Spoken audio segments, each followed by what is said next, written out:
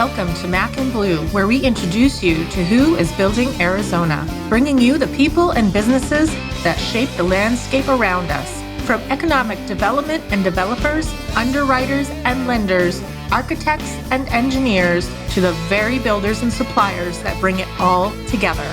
Now let's join our hosts, Robert Johnson and JJ Levenske, aka Mac and Bleu.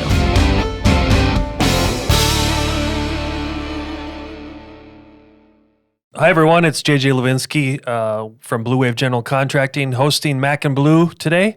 And luckily enough, we have Stephen Byrd with Mill Creek Residential. Cool thing about Stephen was we were introduced from a mutual friend and colleague of mine, Christine. Mm-hmm. So welcome, Stephen. Appreciate it. Thank you for the invite. Yeah. So tell us a little bit about yourself, background, like, you know, born and raised by the natives. Yeah, the whole thing, right? So I grew up in Texas, been in Arizona about 15 years. So I'm an Arizonian. You're almost a native. Now. Yeah, I'm here now. I've seen part of the boom, right? There was obviously a previous boom, but we're booming right now. So, and then kind of just came up in construction, a more traditional route, right? Started off on site, kind of a laborer. And I say that I had some great mentors and some hands up that, you know, gave me an opportunity to start getting into the management, and just kind of came from there and you know, went into assistant super and so forth and so on, transitioned to the office, and now I'm a senior project manager for Mill Creek Residential. So nice. Exciting. Go back to, and this isn't a sensitive topic anymore, and it really never was, but you were part of the Katera mix, Yes. as a lot of people in the community were. Give us a little background and takeaways of, you know, I mean, we'll eventually get to why you're on the show today, a lot of leadership type background type stuff. But in that context and when you were in that situation, I assume that was kind of a pivotal part of your growing into, you know, more leadership, senior leadership type thing. What were the good takeaways that you had in that experience? Yeah, I mean, I had a very interesting Katera experience because we actually made money. So, you know, not every department could say that, unfortunately.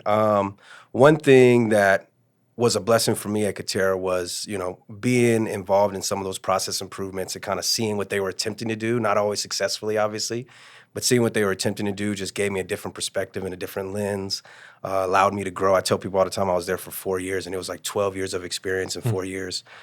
So to me, that was the big takeaway, understanding why relationships mattered, right? You could come in with all the money you want, but if you can't get people to perform, it doesn't matter, right? So that's all part of trust and being genuine and kind of being transparent, which is what I model my kind of management and leadership styles after.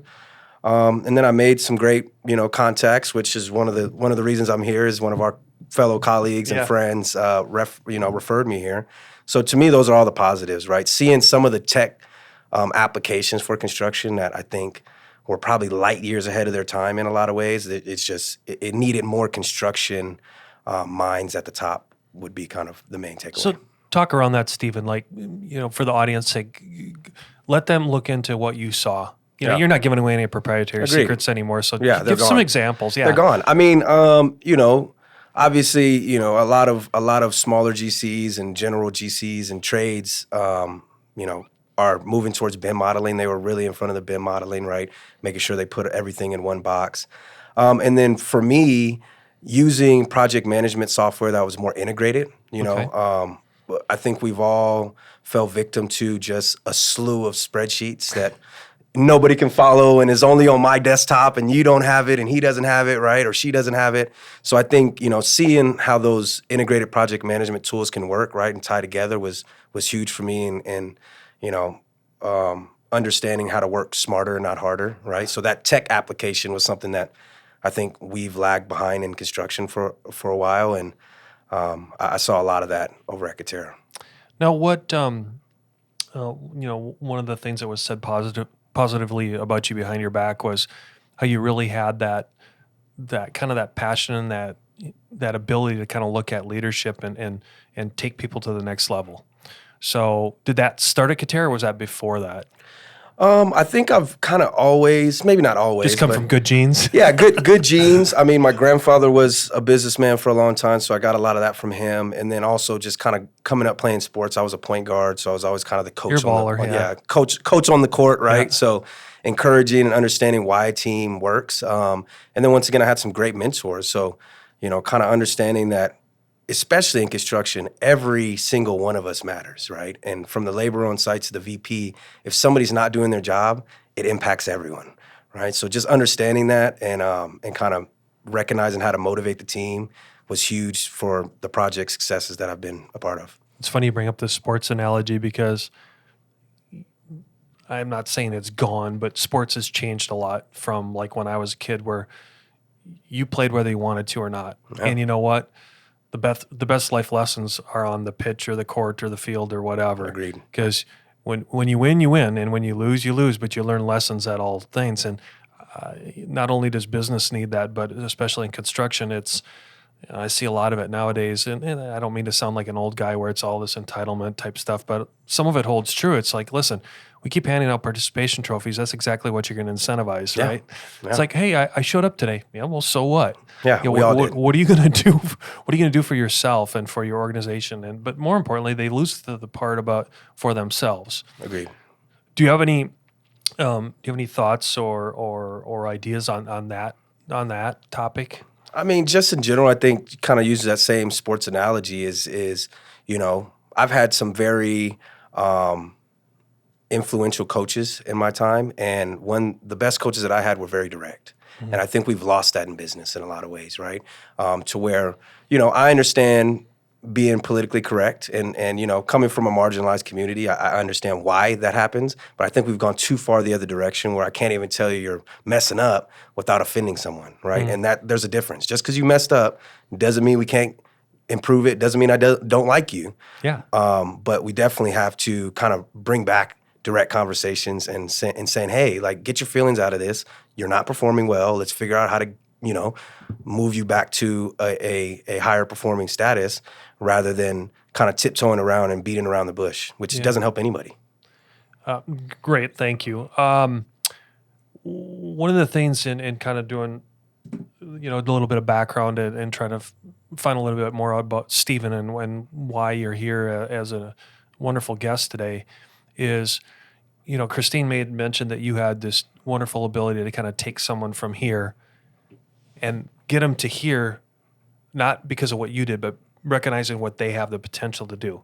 Agreed. How did you do that? And like, what can the audience glean from your experiences and where you have that unique ability to help those people? What does that look like, Stephen? Is it structure? Is it you? Is it all of it? I mean, it's all of it. First of all, it's identifying the person's strengths and weaknesses, right? Okay. So a lot of times, especially in construction, I could say, hey, make a schedule and get 10 different schedules from 10 different people. So understanding each person's strengths and weaknesses, right, and kind of focusing on their strengths first, that gives them confidence. And then we can start working on the weaknesses, right? Whereas... don't drop the bomb right away. Exactly. Don't drop the bomb right away, right? And that's part of it, right? There is some structure. There is some support, and obviously the person has to be motivated themselves, but most people you can motivate if you find what motivates them, right? So sometimes those soft skills and, kind of fine-tuning emotional intelligence is super important right now because technical skills are at our fingertips, right? We can always, YouTube something and figure out how to do a takeoff, but can I motivate you? Can I pay attention to the room and read the room and see how to keep you engaged? And that's super important. So that's kind of what I've done is, and I've been blessed to have some teammates that were receptive to that, is first off, start off with the soft skills, see what motivates them, find out what those strengths and weaknesses are, and then focus on those strengths first before, like you said, dropping the bomb and working on the weaknesses. So what have you done personally? Like, I'm just role-playing here. Mm-hmm. So let's say even before you were at Katera, you just had skills, right, through life lessons and whatever.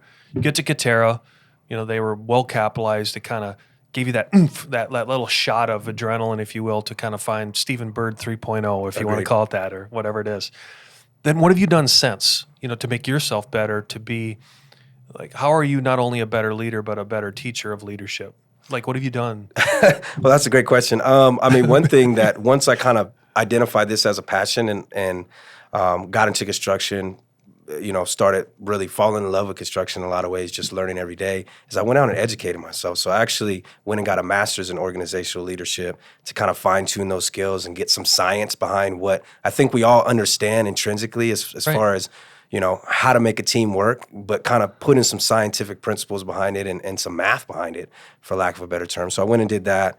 And was that at NAU or where? It was at NAU. Oh, cool. Yes, sir. Yes, sir. So, and out of curiosity, what was your thesis about then? My thesis was actually about creating a baseline for training and management. Right. So, well, do tell now. Yeah, we ripped the Band-Aid off. The Band-Aid off. So, it's very important. I think a lot of us, especially in construction, struggle with training, struggle with building teams. And it starts off with kind of organizing ourselves. Just like with anything, you start in a project. If you start off a project and you're not organized, it's going to be very difficult to get organized halfway through that project, right? So I think as businessmen and women and managers, organizing ourselves and getting some type of baseline for performance identified eases that pain for everyone. It allows you to scale faster. And it allows your team to be more comfortable with what those roles and responsibilities are. Because construction can be very vague. One person is a senior PM in the same exact role as a VP at another company, right? So it's like, what does that really look like? And making sure that the team can see the target before telling them to throw the dart at it. So in your transition over the last few years, then, what are the biggest mistakes you've seen coming into your newer organizations in that context, Stephen? Because you've got all of a sudden now you've got not only this tremendous insight, but now you got this formal application too, where it's almost like you're raising it to the nth power, right? Yeah. You're now Superman. You know what I mean? Yeah, agreed. So, but you've had some other experiences since Katera, and so I'm curious, like, what are the mistakes you keep seeing repeated? I think feeling like our way is the only way is something that's super common, right? To where, not organizationally and personally. Well, that's where I was going. Or does this start with some, egos and narcissism at the top of each organization? You hit it right on the head. I mean, most times when you see those type of organizational, I would call them systemic issues, it starts off with the leadership, right? The example that they're setting. So you can say whatever you want, but if you're not living that and showing that to your team, then it's not going to stick, right? They're going to copy what you see. It's kind of like children, right? They do as you could tell them, do as I say, not as I do, but they're going to mimic what you're doing. Yeah. So I think that's a huge one, is saying, hey, especially those of us that are in management and leadership roles, really kind of taking a step back and saying, hey, is there a way I can get better? Because if I'm expecting my team to get better, but I'm not embodying that, then how do I expect them to really pursue that if I think that I'm flawless, right? So I think that's a huge thing, especially in construction, because, there's men and women that have had a certain amount of success, and there's value there. But also the industry is always changing, and if you're not in front of that, you'll turn into a dinosaur. So, again, and if I'm asking questions you can't answer, just tell me. But now with your role at Mill Creek, are there any initiatives that you're trying that, they must have been attracted to you for not only your tangible skills, but your, intangibles as well? Are there any initiatives you're working on there at Mill Creek that kind of pattern into what we just went down, or not? Oh, yeah. This is part of, like you said, just a quote unquote selling point for me, right? Is being able to kind of see those things. So, yeah, seeing the processes that they have and looking at ways to turn what I would call a circular process into a straight line process, right?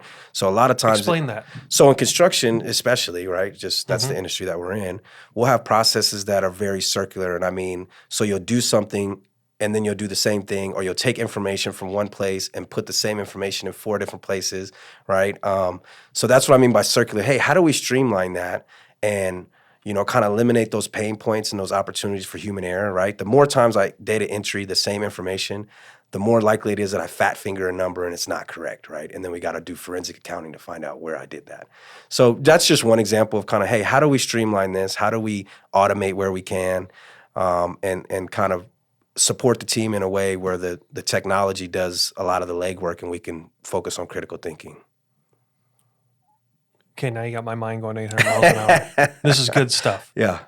So how are you How are you able, or what are your feelings? Like, I'm trying to get a dialogue going here because I want to pick your brain. Agreed. How can you bifurcate that process latent stuff over to the EQ side? That sounds like that's where you really want to go grab that EQ stuff. Yeah. So how do you start over here? You have to get the process right before you jump to the EQ, or can you do them at the same time?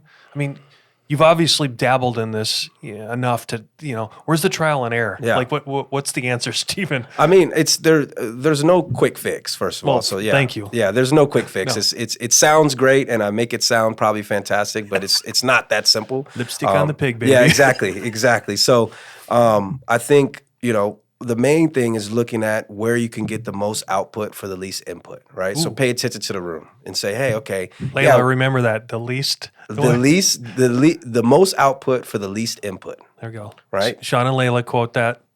Stephen Byrd trademark right there. No, I appreciate that. So that's kind of starting it, right? Because if you're coming up with an initiative and you see the room slump, that's where that EQ comes in, and they're like, hey man, I got to put in all this work. What are we really getting out of this? So once again, being able to step back and say, hey, what is my objective here? How long is it really going to take me? And then how much does it really impact the business unit and the team positively, right? Because you could put in a whole bunch of work to barely get a blip on the radar, and you could put in a little bit of work and make big strides. So I think as leaders, we got to identify that first, which is not easy. It is part of that EQ. It is part of that technical skills and really looking at your business unit with fresh eyes, and then seeing how the team feels about certain things, right? Because a lot of times there's people on your team that are doing tasks that they're not happy about, or they feel are redundant, or whatever that may be. But we're not even paying attention to the fact that they're feeling like it's redundant, right? And getting their input first is huge. And how are you able, again, through your experiences, how are you able to glean that out of them? Is it a meeting structure? Is it team building? I mean, like, are you guys doing anything at Mill Creek that is unique outside of the environment that you're able to get that feedback? Or where's the secrets to the sauce? The secrets to the sauce is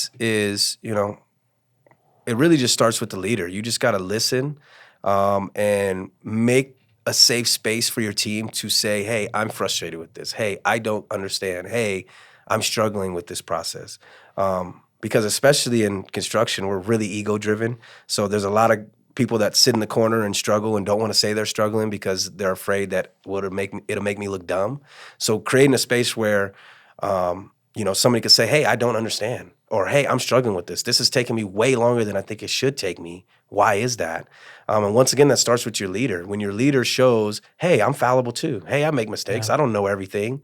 It allows the team to say, hey, well, you know what? I don't know either, rather than the opposite where, people have their leaders understandably on a pedestal. But if you feel like your leader doesn't make mistakes, then it creates a space where you feel like you can't make mistakes. So that's the first thing is creating that safe space to where they're like, hey, I'm frustrated with this, or I struggle with this, or hey, is there a better way? Let's think about this, right? And then making the time to kind of focus on that with your team. I'd be remiss. Let's go back a little bit because we kind of dove into it 100 miles an hour here.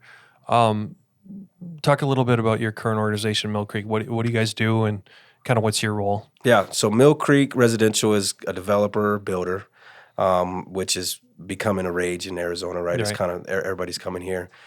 Top 5 developer in the country, really coming to Phoenix and kind of looking to create a footprint here. Is it single family, multifamily, a mix? Both. Okay. Both. So I deal with the multifamily side. So they kind of got Class A properties, mixed use, garden style, some mid-rise stuff. So a nice variety of projects. They're also kicking off a single family home division, which I'm not part of, but it's in the office as well. So is that build to rent or I think a little bit of both. Okay, I think this is build to rent and some build to own, but I believe it's primarily build to rent right now, which is a different conversation. Yeah, no kidding. But so and then you were brought in specifically as like a senior project manager, or were you also brought in for these attributes that you have in leadership as well? I believe both, right? So obviously, I mean, bringing in those attributes, I think they kind of go hand in hand, right? They do. Giving me a certain region of the valley and it's, a handful of projects or 3 to 5 projects that are kind of going to be my babies with the company, and that's kind of what I'm working on. But also showing, hey, the things that I'm talking about work, right? And before you roll it out for the whole region or before you roll it out for the whole nation, there has to be some beta testing and there has to be a certain sample size to prove the product works. So I think there's a little bit of both. Hey, I've cultivated some relationships in the Valley that, got me here, and other places, right? So I think that's part of it. Yeah, disclosure, he didn't pay me much. Yeah. Agreed. And I'm not getting paid either yet. Yeah. So our sponsors aren't that rich. Yeah, exactly. Well, I got a cup, so there we go. That's a good start. So, that came out of my paycheck. That's all right. No, you're good. So yeah, that's kind of why I'm here, and just allowing them to kind of have benefit off some of the relationships that I've created in the Valley, right? They're new. Not everybody knows them. And right now we have one project going, but we want to start 7 more this year. So given the market and what we all see coming as far as, interest rates rising, et cetera, we can go into that as well. Relationships matter once again. Yeah. So if nobody knows you, then chances are they're not as comfortable working with you because margins are getting tighter and everybody sees it. So people want to work with teams that they know that they can make money with. There comes a time when dreams become a reality, when you see your vision materialize into a true work of art. And the only way to get there is to choose a general contractor who shares that same vision and knows how to bring it to life. At Bleuwave, we aren't so big that we've forgotten where we've come from, and we aren't so small that we can't care for your projects regardless of their size.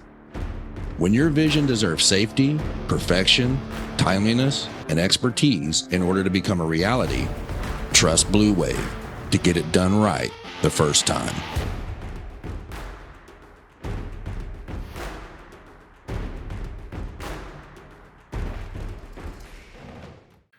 Before we go into some of those other conversations and tangential topics, if you want to call them that, I'm interested because I don't think in our industry, let's coin us construction people. I'm thinking back to your background of, what inspired you to, here's a construction guy that wanted to go into org behavior. You took the initiative to go back, get your degree in that, or continue your degree because you obviously got your master's. I want to hear a little bit about that because I'm sure there's people in the audience that are looking at their own organizations, and let's say they're a VP or a senior project manager or whatever. The title's indifferent, right? Mm-hmm. And they're going, wow, if I could be an ambassador of Quan for culture in my company, I love my company, but I want to make the culture better and that EQ better. Talk through a little bit of what inspired you and how you went through it, because I have a funny feeling there's people in the audience that would like to say, oh, Stephen, how can I do that? Yeah. Yeah. What inspired me was, I had a mentor, Joe Garcia, who's done quite a bit of work in the Valley. Joe Garcia, if you see this, you're, one of my guys. So just seeing how he interacted, he was more like a senior superintendent, and seeing how he interacted, right? There was nobody that was too big or too small on the job. And I thought that was very telling because, as a PM, as a senior PM, as a VP, it's very easy to walk the site and feel like you don't have to interact with those people. But those people matter, and setting an expectation, even telling them hi will give a motivation that I don't think we all understand is there, right? So that was part of the inspiration. And then also just seeing the need, right? There's such a disconnect from the top of these business structures to quote unquote the bottom of these business structures that I think, there was a need to kind of bridge that. And as I continued to move in my career, I saw myself being able to be that bridge more and more, because I've done those roles, right? I've swung the hammer on the site, so it was easier for me. And I think for those, like you said, who are watching and saying, hey, how do I do that? I think the main thing is coming into a leadership role from a servant mindset. So right? Servant leadership. Servant leadership. Yeah. Hey, I work for you, you don't work for me, right? Yeah. Because for so long, it's been the opposite, right? And we've all dealt with that and probably been guilty of it at one time or another. No, everyone is. Yeah. It's just, that's human nature. Agreed. But you always hear the success stories, those that can adapt to the servant leadership model. I mean, they leap light years ahead of their competition. Yeah. There's no question about it. Yeah. And that's the huge one, right? And we throw the coin around. It's a coin term right now, servant leadership. We hear it. It's a hot button. It's cliche. People say it's cliche. Yeah. But when you actually live that, right? Being available for your team and helping them. And that doesn't mean you have every answer, once again, but being available to them and looking to help them perform better is big. And you know what the craziest part of it is, it actually makes your job easier. It does. It really does. And that's the part that we don't talk about enough, but it's like, selfishly, if I can help them do their job better, then that's less pressure on me to do. It's the Jerry Maguire line. Exactly. Jerry, help me help you. Exactly. So that's kind of what doesn't get voiced enough, is like, hey man, there's a selfish component to servant leadership as well, which is the stronger you make your team, the less strong you have to be for. So in that context, I have to ask, we've just been talking about the organization. I would call it as a little bit myopically as far as just internal, but let's be honest, this involves your trade and vendor base to 1,000%. A huge degree. 1,000%. So what have you seen? What comments do you want to make about that? Because we could go off on an hour on that alone, but I am just at a high level. How have you been able to bridge that, Stephen? Yeah, I count on my trades as my experts, right? So, to me, if I have an electrician or a plumber and I know more about plumbing than them, then we got a problem, right? So being able to, if you're the smartest one at the table, you're at the wrong table, exactly, right? At the wrong table, exactly. So that's part of what has proved successful for me, is saying, hey man, what do you think about this? What do you think is the best? And that doesn't mean that we always do it that way, right? True, but allowing their input and allowing that value and allowing them to have input in those conversations a lot of times empowers them to perform better, right? When I say, hey, what is your best case scenario? That doesn't mean I'm going to give it to you, but let me know what that is, and then I'm going to do my best to, kind of get us as close to that as possible so you can perform. Because the other part of that is when they have input, then now I can hold them accountable. When I tell you, hey, your duration is 10 days, and I don't have any wiggle room or have any input from you, then when you take 12 days, you'd be like, well, I never agreed to 10 days anyways. But when we sit in a room and maybe you start at 12 and then we figure out a way to get you to 10, at the end of that conversation, now you're agreeing to 10 days. And at that point, now you're accountable. Hey, we sat down and we agreed to this. You said you could do it in 10 days, right? Not me. So right? What I'm thinking of as you're describing this scenario is, if we go back in time to when BIM and IPD first entered the marketplace, we were all kind of we relied too much on it, right? Yep. And then we kind of went into we started getting it more into the pole planning, where we got everyone around the table, started having that interaction of, hey, we have the technical part mastered. Now let's do the pole planning to pull this in. It's where you really get their trades and everyone involved. And let's be honest, most people know how to do that by now. But now taking that kind of to the next level is getting that almost that EQ buy-in, right? Yep. To me, that's kind of been that last bridge that we have to cross as an organization, well, as an industry, right? Yep. And I think you're trying to traverse that, correct? Agreed. Yeah, no, that's right on the head. That's what it is saying, hey, I'm looking at you like a partner, even though we're the GC. Contractually, it doesn't read that way. It doesn't read that way, right? Oh, it doesn't mean we can't treat each other that way. We can't treat each other that way, exactly. And I want you to make money. That way we make money and we can all get off this site faster. But, if I think that just shoving scope down your throat and shoving durations down your throat is going to work, yeah, I might get this job done, but that next job, I'm going to pay for it, right? And we all understand that. So yeah, no, it's huge. That EQ is huge. And it's allowed me to develop some great relationships and hopefully they feel the same about me and want to continue to work with me, because it makes my job, once again, it makes my job easier. Yeah. When they're bought in and they feel like they own the project as well, it makes everyone's life a little easier and in theory, a little smoother. So switching it up a little bit, what about through your eyes, what do you see in trends in your world? Yeah. Topics that need to be discussed. Yeah, I think we all see, interest rates rising. We all see, equity partners kind of moving into the bond market and other markets where they feel like their money's safer. We all see, labor getting squeezed, right? Which I think is going to allow the cream to rise to the top, and there's going to be some guys that aren't going to be able to kind of keep up with the expectations of the market. We're in probably the best city in the country for construction right now. It's the hottest market, I would say. I agree. If not top five, I would say the top market, but if not top five, easily. Yeah, I've coined top three repeatedly with different guests on here and my own bias. Yeah.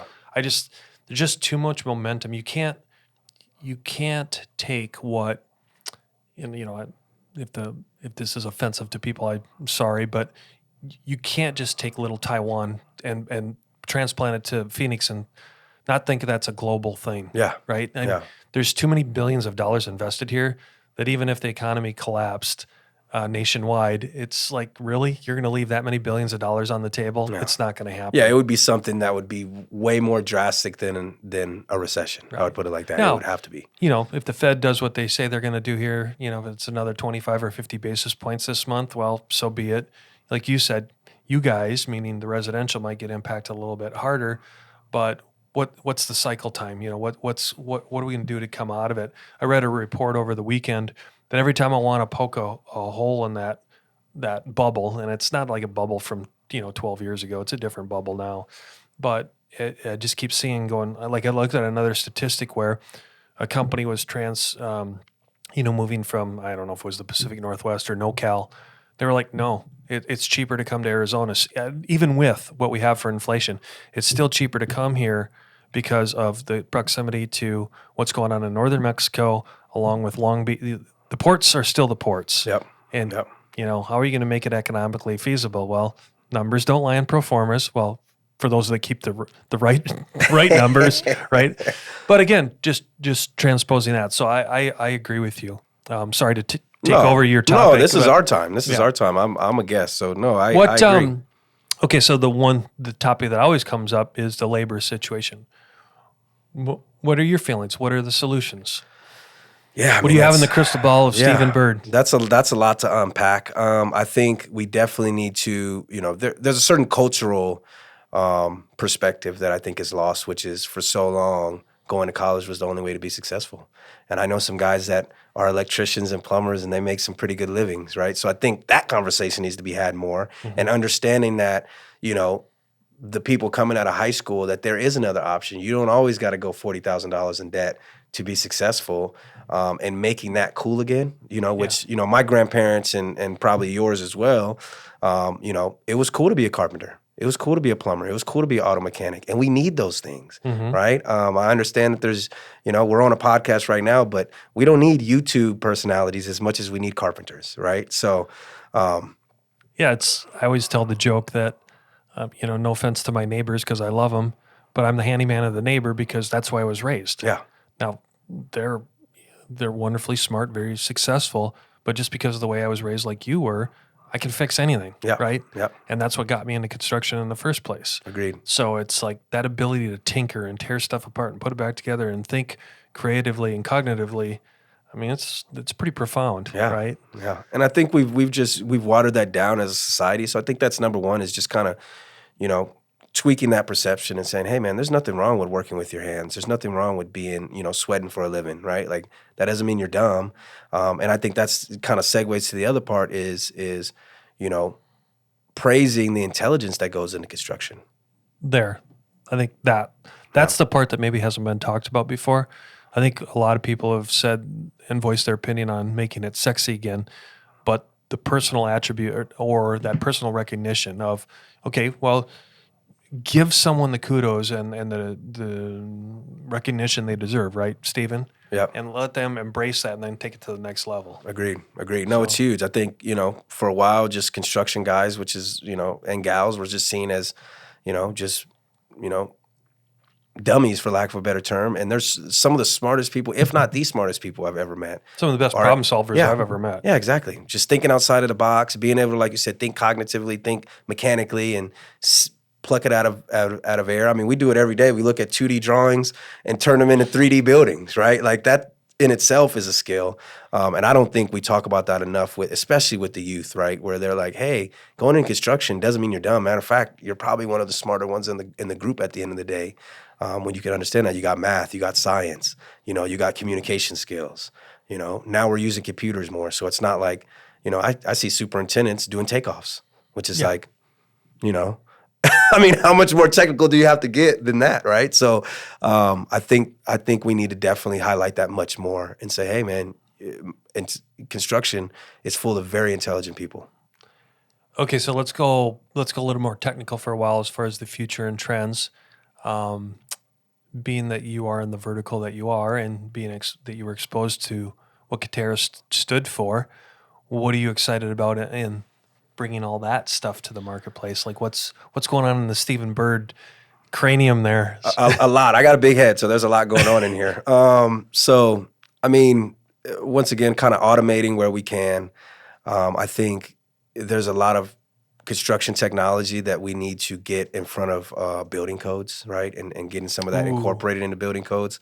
I think that's the main challenge that I see is, you know, for good reason, building code kind of lags behind technology because, hey, man, you know, we got to make sure this stands here for at least 50 years. Yeah, it's funny you say that. I just did I have to give full credit, JLC. You know, I get inundated with emails and stuff, but I try to stay connected. And JLC had a wonderful little article that I reposted on LinkedIn over the weekend saying, hey, the paradigm and the paradox of building codes is broken, right? And we, instead of just sitting there accepting it, like taking like a bag of, you know what, crap, we need to do a better job of help, much like we need to help them, just like we do the trades.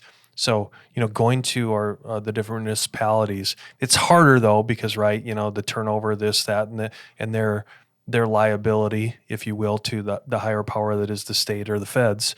But I think if there's enough organic movement there, we can do it.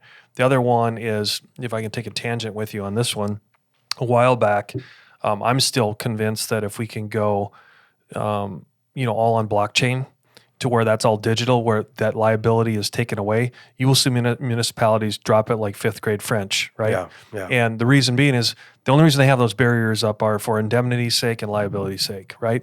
And they would much rather have that of, oh, cool, look at, if it's all digitally done on blockchain, that stops. Yeah. Now we can focus on what is paramount, which is safety and these kind of things, and all the things that were the precipice and the crux of why codes were started in the first place, right? Yeah. When you look back at the whole history of building codes, now it's just gotten over-regulated, over-compliant to standards that don't even apply anymore. Yeah. Yeah. No, agreed. I mean, the inspectors will agree with you in the field every day too, and then still do it, right? And they're like, "Listen, we know this is dumb, but we have to because we have to check the box." Agreed. And I think that's just, you know, in general, right? That box checking has become rampant in construction, right? Too much. It's like, hey, are we really looking at the value that we're adding, or we're just checking the box? Which I think we do way too much checking the box and not enough value add. Blockchain. Hopefully, the Fed's not listening to this. Blockchain is the future. I know they don't want to hear that, but you know, it is what it is. It creates instantaneous transactions, and it kind of smooths out a lot of that paperwork. We've all read those 300-page contracts that are like, for what? Why are we doing this? And it's so repetitive. You know, let's be honest, the crypto mess that was this last year put a negative connotation on it, but the purists and those that understand the value, they see that it's still going to surface and come. We can't afford not to do it. Agreed. You know, we've had guests on here and some pretty profound people that I think are revolutionary, but with a very pragmatic mind. I mean, they're not doing this as being, what am I trying to say? You know, being on the bleeding edge is different than being on the leading edge. Agreed. The leading edge is where you see profound differences. The bleeding edge, yeah, I mean, those are the, and I say this in the utmost respect, the crazy people that are willing to pierce that glass ceiling, but then it's that next leading edge people that really take it to market, right? And they can monetize it and, again, add value to whatever organization or whatever industry they're in. Agreed. So I'm like you, Stephen. I'm excited that I think it's not an if, it's a when. Yeah. And I think we were on a higher trajectory until the crypto and that kind of NFT stuff took a little bit of a downturn. Yeah, agreed. But I like you said, it's not going anywhere. I mean, no. On a personal note, my crypto's making a comeback right now. So, you know. Good. Yeah. So, but, you know, in general, it's we can only fight it for so long. So go back into like the modular, the offsite construction. I mean, you were lucky enough to work in an organization where you guys were trying to, you know, revolutionize that. There's been a ton of spinoffs. Yeah. I would imagine that you're embedded in that. You know, Robert, the former co-host here, that was big into his market. You know, the prefab. Do you see any revolutionary changes there, or is it just going to be more and more efficiencies? What's coming out of that arena? I think the big one that's kind of, and we've been seeing it for a while, but it's picking up speed, is like panelized framing. Mm-hmm. But once again, I think the other portions of of the project need to catch up, right? It doesn't matter if you frame 6 months faster if your MEPs can't catch up. Yeah, and that was one of the topics we had is like we need to bring the MEPs into the same production facilities. Yep. We get that, we get that nailed down. That's a game changer. Yeah, agreed. And I think once again, kind of, a lot of these topics actually, layer over each other, right? We get back to building code. We need the jurisdictions to buy into the fact that, hey, instead of inspecting in the field, now you're inspecting at a factory, right? Yeah. Which isn't complicated, but it's just difficult to kind of get that page turned. It's kind of more like an ASTM and a UL inspector than a building inspector per se. Agreed. But that's kind of part of the conversation is kind of continuing to stay in front of that and getting the buy-in for the tech more widely accepted. That's what it is. I mean, there's a lot of panels, there's CLT factories, there's all these things that I think are the future. I saw something the other day. It was almost like a concrete, I'd have to look it up. It was almost like a porous concrete, but it floated, but it was still like 5,000 PSI. And I was like, why are we not using this everywhere? But they can't get anybody to build with it. They built like a couple houses in California with it as their foundations, but they can't get anybody to buy in because the building code doesn't accept it, right? So things like that. And there's a good reason for that regulation, right? We don't want our houses falling down all over the place. But at the same time, I think, like you said, there's some box checking that we can cut out of the equation and be a little bit more effective with the tech we do have. There comes a time when dreams become a reality, when you see your vision materialize into a true work of art. And the only way to get there is to choose a general contractor who shares that same vision and knows how to bring it to life. At Bleuwave, we aren't so big that we've forgotten where we've come from, and we aren't so small that we can't care for your projects regardless of their size. When your vision deserves safety, perfection, timeliness, and expertise in order to become a reality, trust Bleuwave to get it done right the first time.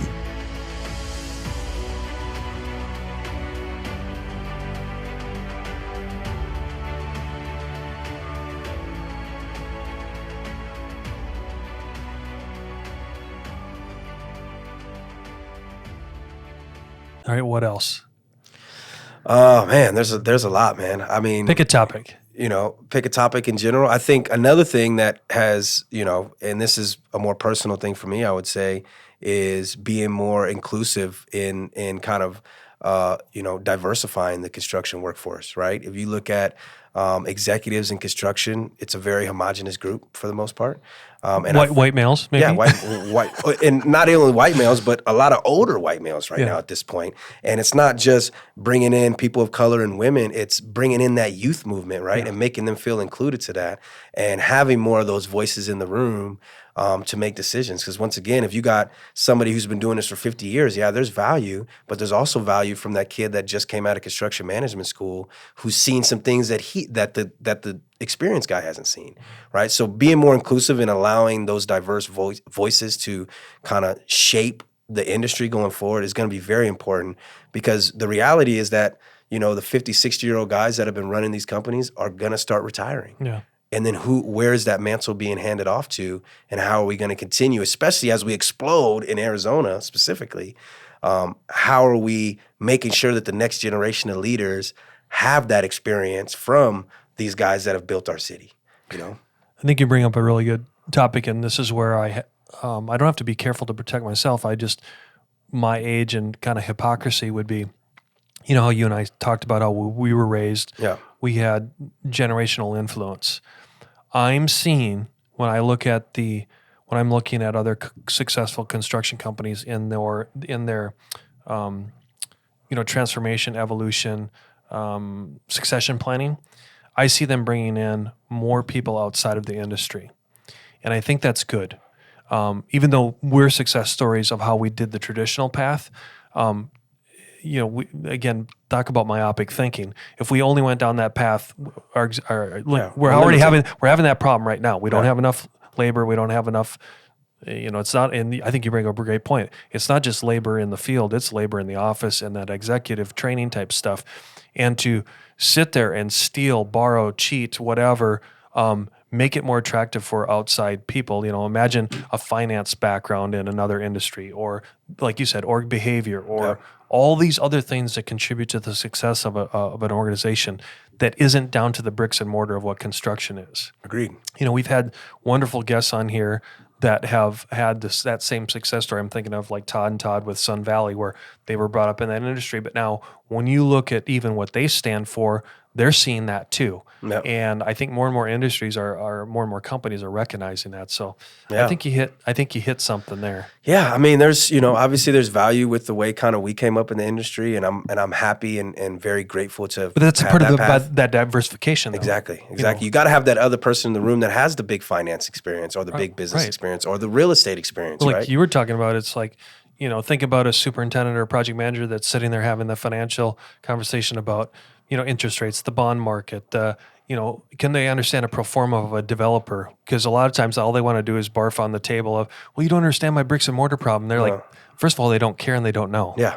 Agreed. Put yourself in their shoes. Yeah. They only know balance sheets and P&Ls. Agreed. Right? Agreed. Yeah. No, it's and there's definitely some value there, just bringing different voices into the room and not being so stringent.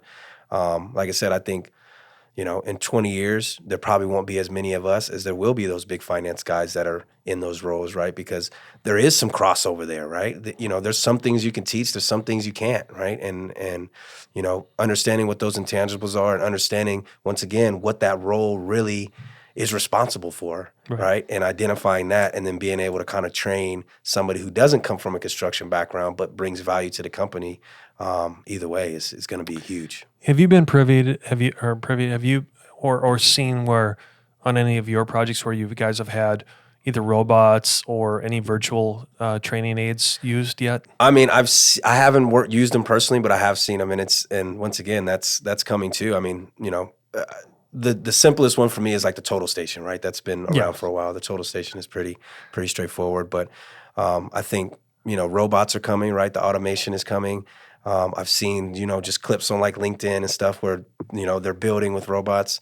Well, I think like back to, not to blow up Todd and Todd again, but they were, I thought they had a very interesting point when they were on the show was instead of going full on robotic, think of the exoskeleton. So think of masons. Yeah. That is a back breaking, you can teach ergonomics all day long. Yeah. But if that man or woman can have an exoskeleton that helps support, lift I've CMU seen all that day too. long, it's like, holy cow, that's a cool robot. Yeah. Versus, I think the ones on the market right now, without mentioning the trade names, everyone has kind of seen the robots that does the drywall finishing on a, let's call it a blow and go TI or, like a Class A office where it's just go. We get that, but we got to find the next level. Thinking of, I was talking to kind of a revolutionary thinker out in California that's in our space. And the other one would be like the 3D printing of homes where they have more of the gantry style, but he's with a group where they're doing more of the robotic arms for placing the different concrete in the 3D printing. That's a game changer because now you can change that level of surface and how things can be manipulated so everything doesn't look homogeneous again. Yep. And so that's the cool part about technology. If you can get the back to the leading edge people that are willing to take that little bit over the top and like come to that next thing, because let's face it, it's driven by consumer demand. Yeah. Right? Yeah. At the end of the day, capital talks. Agreed. Right? Yeah. We're in the capital, the capitalism rules here, and we're the model child for the world. But I think it's very interesting that you bring up that exoskeleton kind of model, because I think when people envision robots in construction, they go all the way to just robots running the site, where it's like that middle ground, I think, is more realistic. And like you said, assisting those guys that are working overhead or whatever that may be, and making their jobs easier instead of breaking their back. Let's make it simpler for them and make it more appealing. Well, I know this is real, but in my utopian world that I want to see in our industry is breaking down the language barrier, the cultural barrier, and looking at people that want to work. So I'm going to give you an example is, okay, so imagine I have an industrial project, commercial project, so be it. I have a structural engineer in India who's on, this virtual thing, let's say, and then I have a recent immigrant from Brazil that only speaks Portuguese. Okay, but, brought up in, let's say, I'll use an example of, steel or tying off rebar or something concrete form related. He or she is now in this country, and they have an Oculus on, and they're literally doing this while some sort of technology is converting whatever the native tongue of that Indian engineer is back to the Portuguese that this worker. I mean, do you realize how many things we've transcended just in that little analogy? Yeah. That isn't that hard, and it's there. Agreed. But yet we, again, as an industry, it's like, oh yeah, and yes, like Todd said it again. Some of the stuff is expensive. Agreed. But again, if we don't start taking these leaps of faith and bridging it and taking smaller steps on this, we're never going to get there, and we're going to be complaining just like we do now in this cycle of boom, where we have no people. Agreed. No, I like that. And that's, I like your utopian vision. That, to me, that just allows us to become an even more global market, right? We already are there. But I mean, there's skills, like you said, you use the Indian, kind of engineer example, right? There's things they're doing that we're not doing, right? And understanding that, and math is math. If we were taking a poll of how many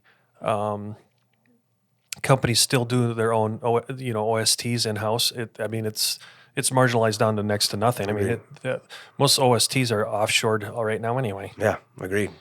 So I know we do. Yeah, why don't we just admit it and kind of, like you said, move towards it and lean into it rather than lean away from it, right? And I think that's just back to kind of myself and yourself and just more minds like us having that conversation and say, hey guys, like I get what we've been doing is working, but we can't keep just focused on that. But is it exemplary? Yeah, no, it's not, right? Yeah, it gets the job done, but we kind of stumble through it. We're checking the box, aren't we? Yeah, exactly. And now we're checking the box rather than, kind of moving towards the future and utilizing, what's at our fingertips. Well, hey, what do you do for fun?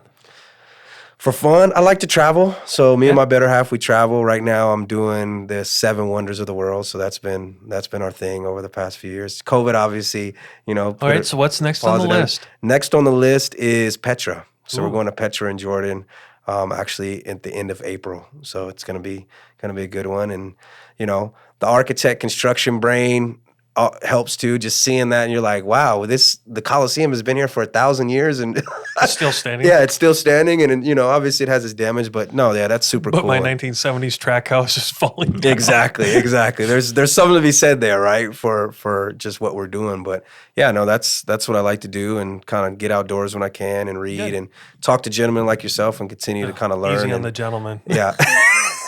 My dad's not standing behind me. Yeah, on camera. We're on camera still. So yeah, no, that's kind of, my hobbies and what I do for fun. Is there anything else you're passionate about that you want to share with the audience? Just, I consider myself, and maybe this is probably too much, but I consider myself a spiritual man, right? So I really believe that living in love and kind of taking the ego out of a lot of our conversations will bridge the gap for any challenges we have, not only in construction, but just in personal life. So I'm really passionate about just, kind of sharing the power of self with all of us, right? Our words, our actions, and our thoughts are super important. And it's important for us to value them and use them for, to sound cliche, the greater good, right? If we're always talking down on each other and being negative, what do we think the world's going to look like? If you don't mind me asking, how have you been able to bridge that disposition in the workplace without coming across as being, what's the right word? Where it's not religious. Yeah. Yeah. I mean, it's kind of just breaking it down to the smallest common denominator, right? Like, we don't need to talk about person to person, man. It's like, hey, man, I care, being an example and saying, hey, I care, and showing you that I care through my actions and not forcing it on somebody, right? I think, for so long, religion has kind of, manipulated people, for lack of a better term, rather than saying, hey, man, if you go and look at the smallest common denominator and what really matters, we have much more in common than not. Right. So I think that's the conversation is, hey, we all want to just take care of our family and live in peace and joy. And how do we get there rather than looking at the differences and magnifying those? So that's, in a nutshell, it's something small, but I think that's a good way to end the episode today. So be remiss, though, if I didn't say, for anybody in the audience, they can reach out to you if they have questions or want to reach out to you personally, correct? Yes, sir. Best probably on LinkedIn? Yep, LinkedIn is fine. So just Stephen Byrd. It's PHENBYRD. He's a good-looking man, so you can't miss him.